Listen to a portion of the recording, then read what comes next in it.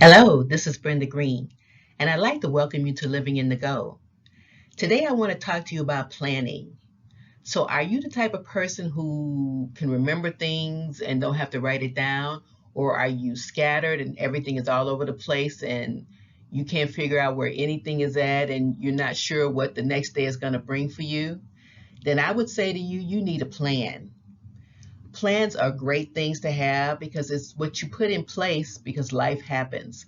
So, let's get into it. So there are all types of plans that you can have. I'm talking about a few specific ones today that I think are the most important, but there may be other plans that you want to look at as well. I've also attached on this slide some calculators for you to use to help you really reach your goals in terms of your plans. So the first one I want to talk about is a savings plan. And if you're not saving money, then you need to be. And you need to have a plan. It shouldn't be haphazard. If you want to put money aside each and every month, that's a plan. If you want to decide how much goes into that each and every month, that's a better plan. But have a plan for your savings. The next is professional goals, and I believe you should have a plan for that as well. You might have a great job, but you see yourself doing something else in the future. Well, the way to obtain that is, well, certainly working hard, but that's not always the way. You need to have a professional goal. So if it's talking to your boss to see how do you get from point A to point Z, what things do you need to enhance in your performance to get you there?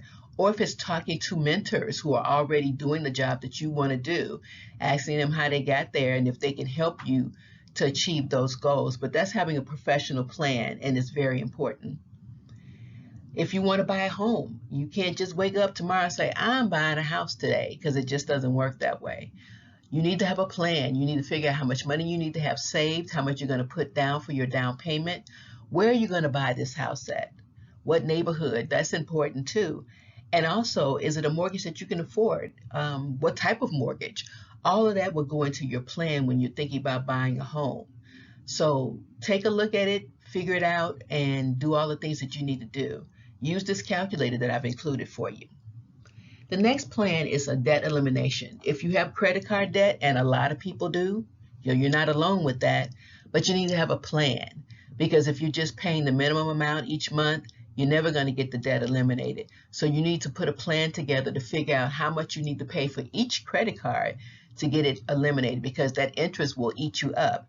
Again, use the calculator. It's the best way to figure out how much you should do to eliminate the debt. There are different types of ways to pay off your credit cards. There's the avalanche, there's the snowball, and I actually did a video to talk about that. The next plan is your retirement plan. And you can be haphazard with this if you want to, but I promise you, you won't be able to retire the way you want to. So you need a plan in place. And the earlier you start with that plan, the better. You need to look at how much you're going to need each month when you do retire, how many more years that you have to work before you can retire. And if you're counting on Social Security to be it for you, think again because it's not enough for you to be able to live comfortably. So put a plan in place. Use this calculator to figure out how much you need, what your lifestyle is going to look like. That's another part of the plan.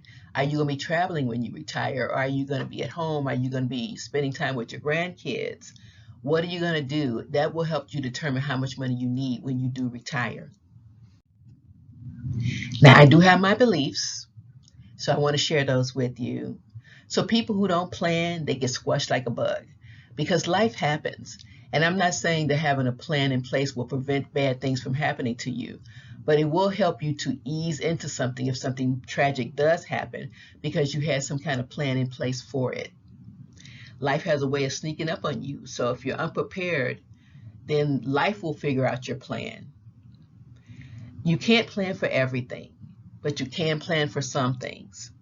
So do the best you can, and it will help you sleep better at night. Your plan is like a seed. So you figure out what your plan is, you put it into place, and as things change in your life, you might want to add some things to it. That plan will grow like a seed. If you're not a planner, how's that working out for you? So if you never plan, you just let things happen. If that's the way you want to live your life and it's working for you, that's fine. Most people find that just nerve-wracking. So if you're not a planner, then think about that and how you can do things better. So I'd like to thank you so much for your time and attention, and I hope this was helpful for you. I hope everybody turns into these savvy planners and doing the things that are so good for you and for your family as well. If you like this presentation, hit the like button. If you really liked it, share it with your friends. And if you haven't subscribed, then do that today. Thanks again and have a great day.